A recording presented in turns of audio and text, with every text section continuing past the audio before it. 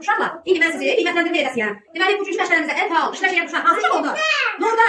Nurdan həqiqətən də bugünkü məşğələmizdə çox aktiv iştirak elədi. Ona görə də Nurdanın şəklini ağacın ən baş budağına qoyasıyam. Baxın uşaqlar. Arada uşaq. Bu kimdir uşaqlar? Deyil, adını söyləyək. Leyla. Bu kimdir? Bu hansı uşağın şəklidir? Adəm də məşğələmizdə fəal iştirak elədi. Sonra bu kimdir uşaqlar? Yox, Atilla. Atilla da məşğələmizdə çox fəal iştirak elədi. Baxın.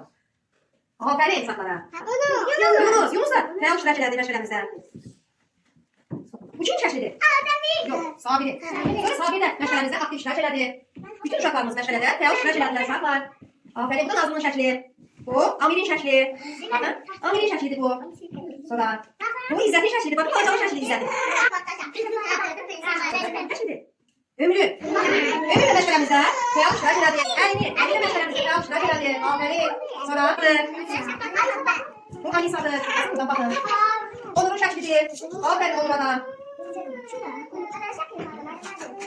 Deməli uşaqlar, bizim bugünkü mövzumuz nə oldu sizlə uşaqlar? Təsirlər. Bugünkü sizinlə təsirləri öyrəndik. Və sizi qiymətləndirmə də elədik. Ağac üzərində hər birinizi qiymətləndirdik. Uşaqlar, gəlin özünüzü alqışlayaq. Gəlin özünüzü alqışlayaq. Aferin, hər birinizə də aferin.